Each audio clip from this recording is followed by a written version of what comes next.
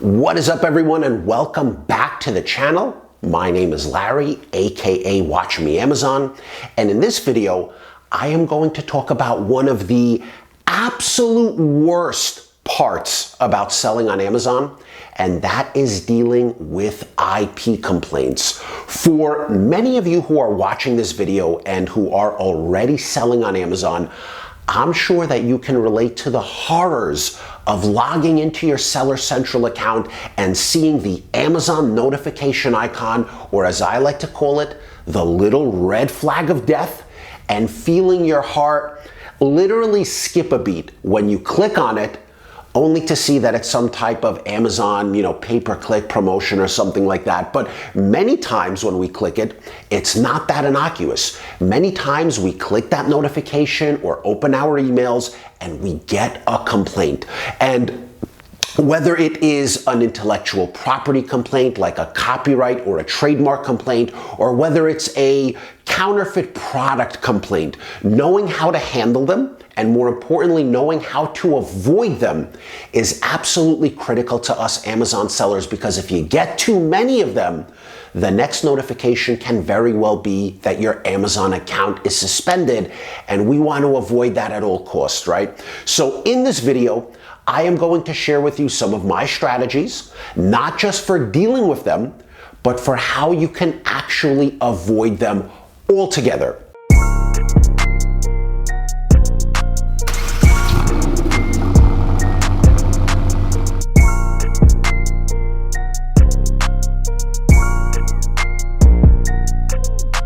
First off, what are IP complaints? IP complaint stands for intellectual property complaint. They're also commonly referred to as rights owner complaints or RO complaints. They're also referred to as brand owner complaints. But in general, what they are is when the brand owner, aka the rights owner, aka the intellectual property owner, files a complaint through Amazon stating that you, as a seller, are somehow infringing on their rights and doing something wrong by selling their products on Amazon.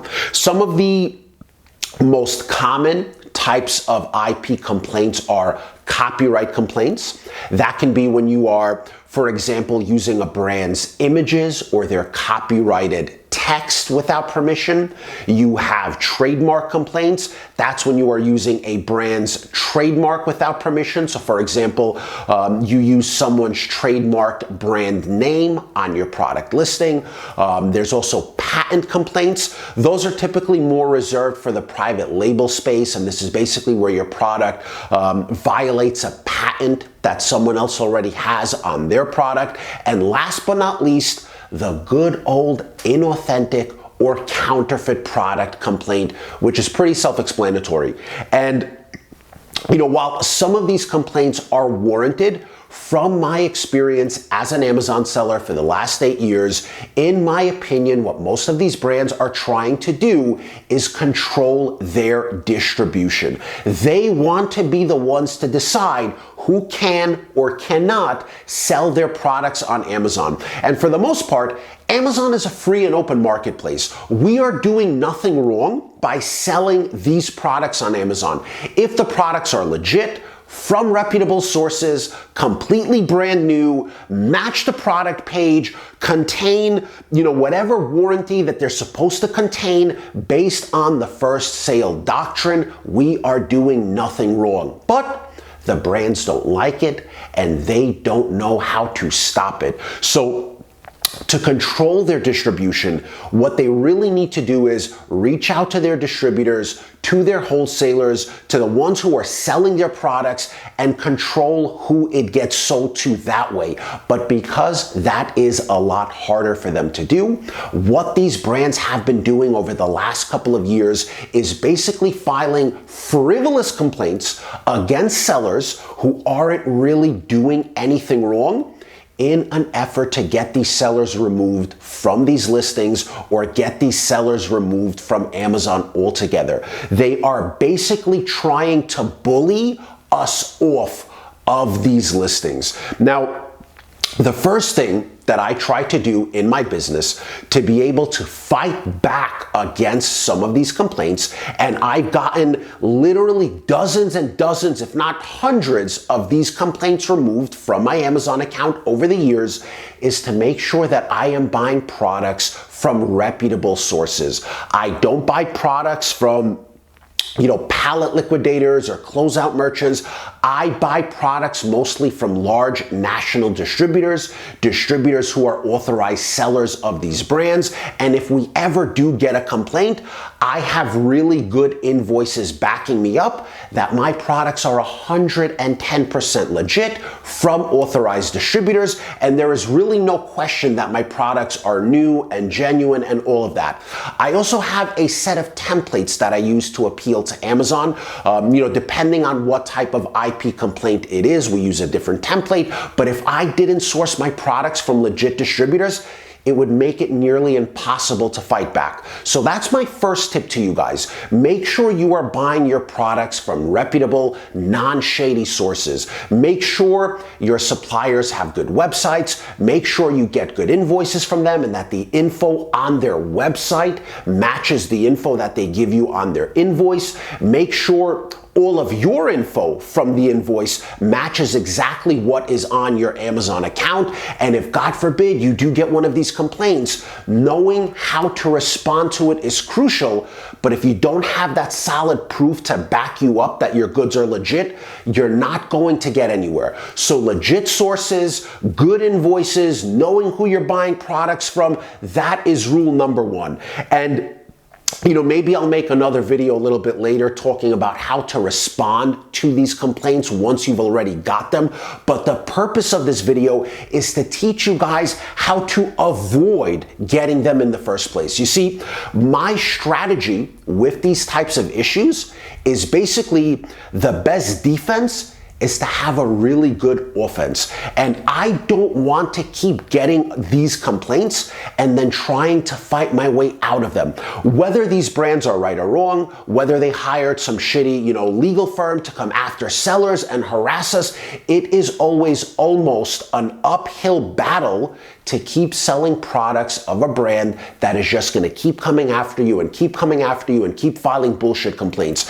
Even if you get it appealed, even if you know how to win the case, the best strategy, or the strategy that has worked the best for me, is just to try to avoid these brands altogether. So being able to identify the brands that potentially give sellers problems during my research phase before I buy their products, that has been an absolute lifesaver for me. And that is specifically what I wanted to share with you guys here in this video today. Two things that I do in my personal Amazon business to help avoid these complaints from the get-go and give me peace of mind, as well as lower the liability that I have to get these type of complaints. So to show you guys how I do it, I do have to bring you into my computer and share my screen with you. So follow me, let's get to it. All right, everyone, welcome to the inside of my computer. This is where all the Amazon product research magic happens. And I am very glad that you guys can join me here. So as you see, I am sharing my screen and I have a whole bunch of different tabs opened up of different potential products. So for the sake of this video, let's say I am doing product research. Let's say I have a price list from one of my distributors. I'm looking at different products that I can potentially source and sell on Amazon. Obviously, when we research products, we do a whole deep dive into the product, into the product's history, who's selling it, what's the price history, what's the rank, what's the average price, what's the average price history. There's really a lot of things that we look at and different data points that we consider when analyzing a product and deciding whether or not it is worth it for us to buy. I want to give you in this video 2 additional data points that you can consider that will hopefully help you identify brands that potentially come after us with these IP complaints.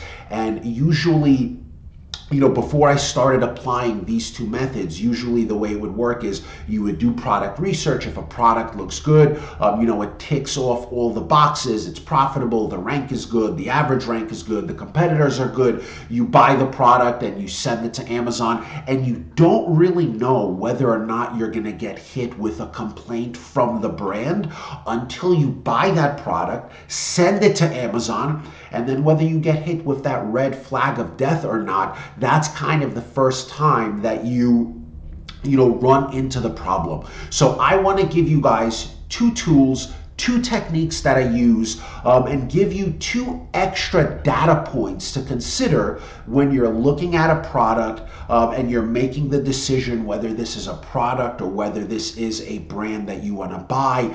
These two things can help you identify potential headaches from brands and then give you something a little extra to look at and to consider to help you make better buying decisions, more cautious buying decisions. So have a couple of tabs lined up over here. Let's start with the first one. So you can see on this Amazon product page, this is a Style Edit Root Touch-Up.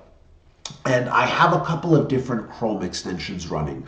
I have RevSeller, I also use Jungle Scout sometimes, I also use DS Amazon Quick View, but possibly the most important tool, the most important Chrome extension that any Amazon seller is ever going to use is going to be Keepa.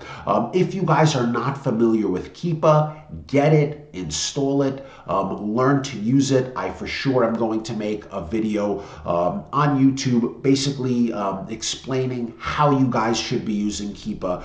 But Keepa is basically this chart right here.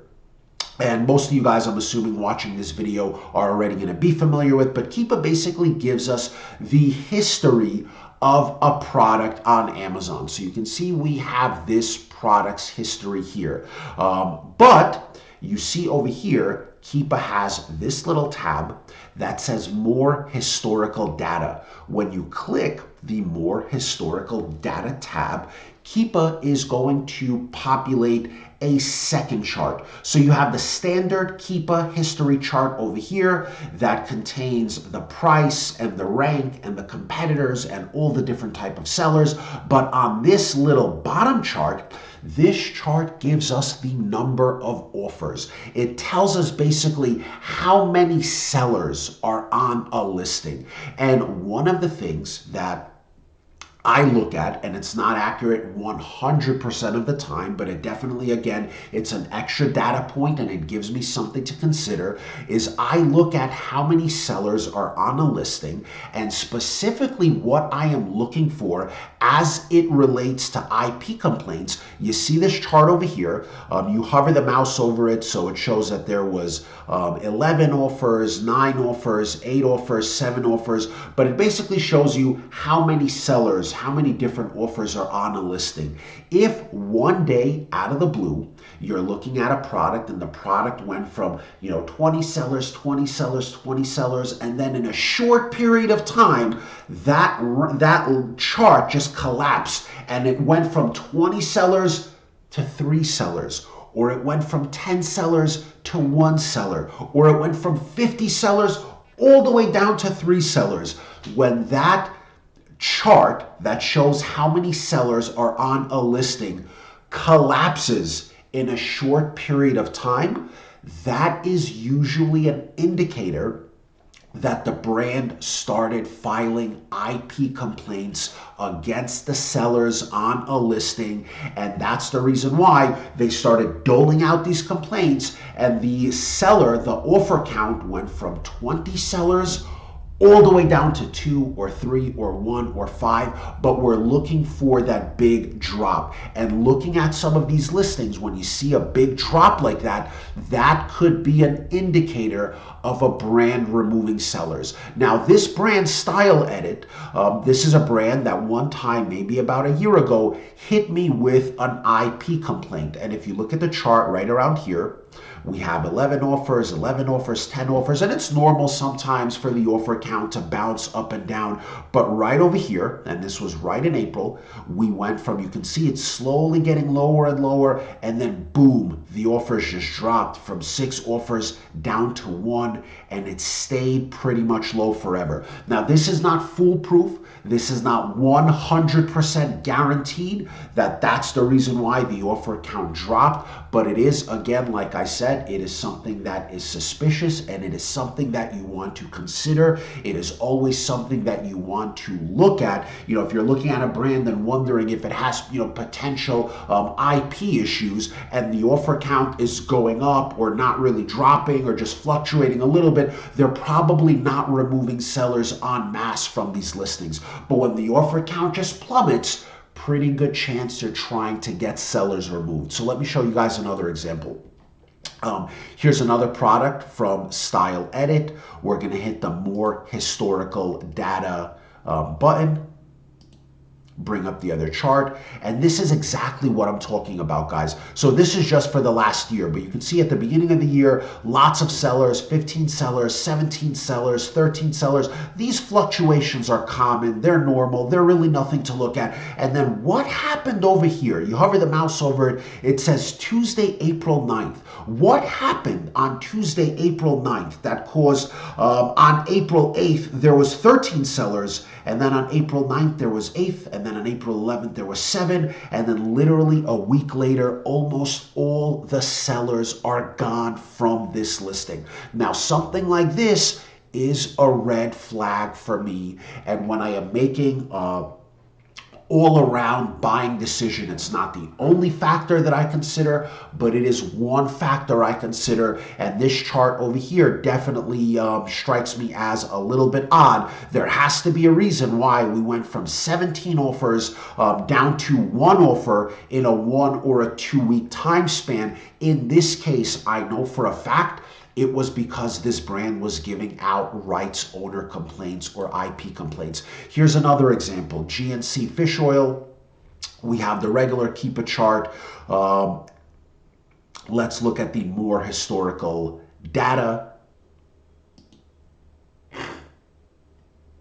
And you can see normal fluctuation going up, going down, going up, going down. And then right around over here, the seller count just started getting low, low, low, and it stayed low for the most part. Again, this is not as clear cut as the last one, but I want you guys to be aware of it as another data point for you to consider. Let's check out something else. Here's a Rainbow Light product.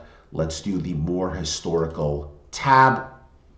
And you can see going back over here, also going back to around April, 9 offers, 10 offers, 12 offers, and then out of nowhere, they just started dropping. They went down to 2 sellers. That might have been maybe everyone sold out of the product, maybe all the manufacturers were sold out of the product. But again, it's something that you want to consider where around a year ago, this product has on average 9, 10, 12, 13 sellers. And right now, over the last over the last 2-3 months here, it's averaging 1 seller or 2 sellers. So it's a little bit of a red flag. And that's just going back for the last year. Sometimes you might want to go back a little longer, right? So you can stretch this out from, a year, and this product's been on Amazon for 3,000 days. So it's been on Amazon for almost 10 years. But, look at this product from this period of time to when there used to be 96 offers on it, and it just slowly started going less and less and less. And it's probably this company taking out sellers. And this is a brand also that I know is sending out Voris letters and coming after sellers. Let's look at another couple examples. Amish Origins, also a brand that I got a rights owner's complaint from. And let's see what this chart looks like. And this is another perfect example, right? So you're looking back around April, 13 sellers. Everything was fine, a lot of sellers on the listing. And then in a couple of days period of time, boom, big drop over here from 13 down to 5.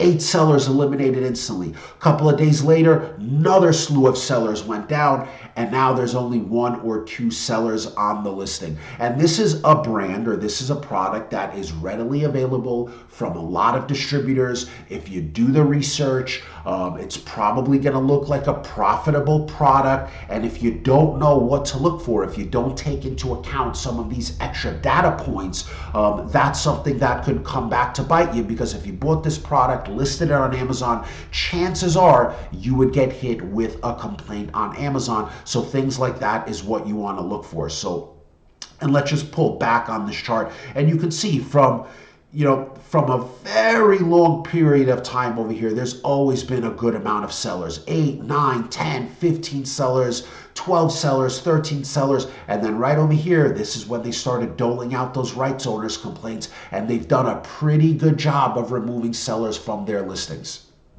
All right, let's look at another product over here. This is another Amish Origins product. Oh, that's the wrong button. Let me click on more historical data, and look at that, guys. So that's kind of zoomed out. But again, you can see this is exactly one of the things that we look for and consider. For the longest time at the beginning of the year, 20 sellers, 23 sellers, 22 sellers, 26 sellers. What caused this big drop over here? That is the brand giving out complaints and Amazon removing sellers from this listing en masse. This is one of the things that we look at and one of the things that we consider. Another thing that I want to share with you guys today is I found a really, really cool Chrome extension called IP Alert. And IP Alert is basically a Google Chrome extension that alerts you when you're on any Amazon product listing like this. It basically gives you an alert if it's from a brand that is known, that has a history of giving IP complaints or coming after sellers. So check this out, guys. How cool is this? Let's say you go on this listing in your product research. How cool would it be if you can get a notification that pops up on your screen just like this? It says IP Alert.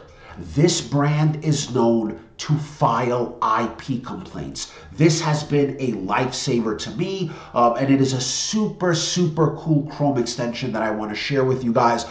It is also very cheap, so I recommend, if you have the budget for it, definitely get it. And again, it's not foolproof. It's not 100% accurate all of the time, but it is an extra data point that you should consider, and it works a little bit differently, right? So here we're looking at the number of offers and just kind of deducing if there was a big drop, and if there was this big drop, perhaps that is a brand giving IP complaints is the reason for the drop. What IP Alert does differently is they actually keep a database of complaints from brands. So for instance, I have IP Alert. I'm a seller. If I get a violation or a complaint or an attorney letter or a counterfeit notification from the brand, I will submit it to IP Alert. IP Alert then goes, verifies it as best as they could. They verify it. They make sure if it's a legit complaint. They try to make sure if it's coming from the actual brand, because sometimes there are, other sellers, your competitors sometimes send these complaints against you. So you really have to do a little bit of due diligence to see if they're authentic complaints. But this company will take complaints from the community. They will verify them. And if the brand has a history of giving complaints against sellers, they will add these brands to this database, and then when you go on the listing, you'll get a notification pop up like this. How cool is that, right? And they also have this little red alert over here that shows you if the brand gives a notification or not, or gives rather a complaint or not. So let's look at a couple more products from brands that are known to give complaints. So here we have another GNC product. Let me just close that out. So let's say you came to this product for the first time. You're looking around, should you buy it?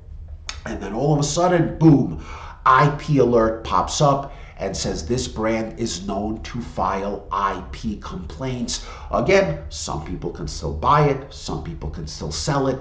It's just an extra data point for you to consider. Me, I wouldn't touch this with a 10-foot pole. And again, the way that they're coming to this conclusion is different than if you're using this method over here, but still looking at the chart over the last year, especially in this time frame, especially from May to April, there's been a steady decline of sellers. And if you go down even a little further out, You can see there's a lot of sellers a couple of years back, and then they just started steadily declining. So this chart doesn't tell the full story, but people are known to get IP complaints from GNC. They must have submitted that to IP Alert. I think right over here you can basically send them an email, let them know that you've gotten a complaint from a brand.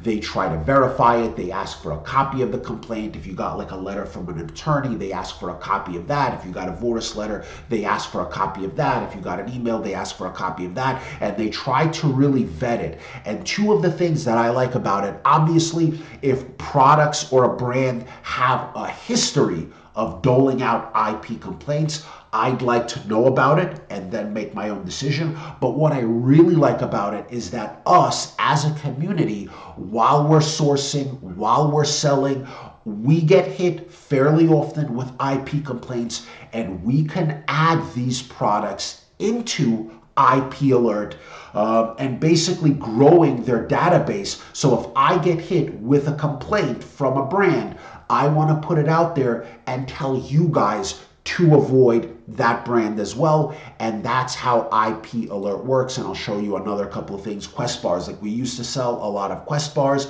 until we got complaints from Quest bars. And you can see you now go to a Quest bar listing and you are going to get this little IP Alert notification. So super cool tool. IP Alert is usually 99 bucks. You get lifetime access to it. It's not a subscription. It's not something that you pay monthly for. It's 99 bucks. In my opinion, it's worth a lot more than that, but I was able to work out a deal with IP Alert to get you guys $30 off of this Chrome extension. So I am going to put a link. It will be an affiliate link, but I'm going to put a link to IP Alert below, and you guys can get IP Alert if you want. 69 bucks. Lifetime membership, lifetime access for 69 bucks, and spending the $69 once, if it prevents one of these complaints, if it prevents one, bad mark, bad complaint on your Amazon seller account, this Chrome extension is going to pay for itself 10 times over.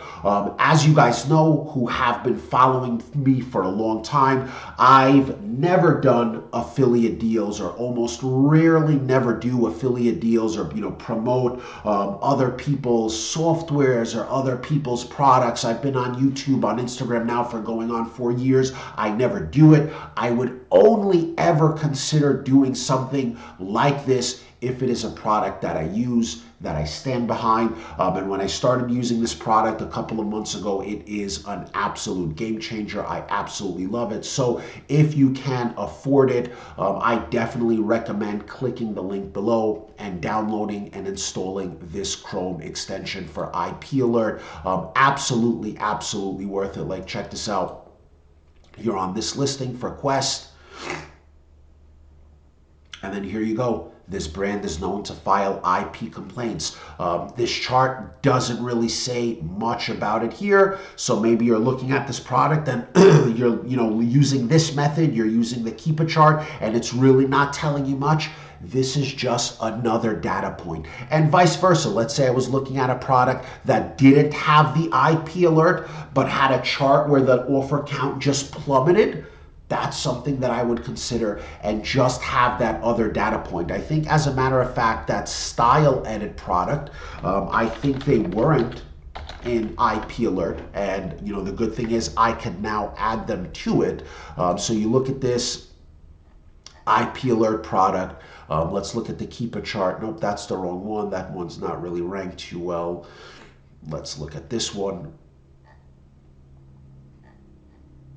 Might be a hazmat product, so not going to have a lot of sellers. But yeah, so this product is fine. IP Alert, no one submitted a complaint to IP Alert yet.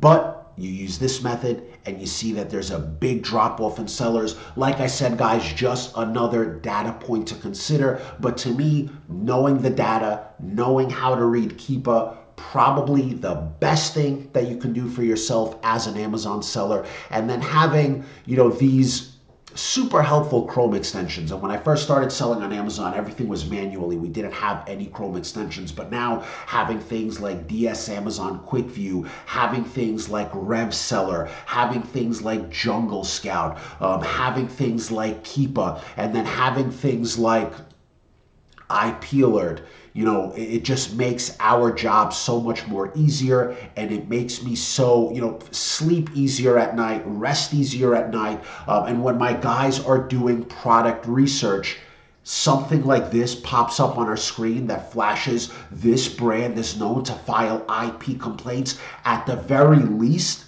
it's going to make you think twice about whether or not you should buy this product, and hopefully prevent you a lot of aggravation, headache, and keeping your Amazon account safe. So that is going to be it for this video, guys. Once again, 30 bucks off the IP Alert Chrome extension. It's typically 99 bucks. You guys get it for 69 bucks below.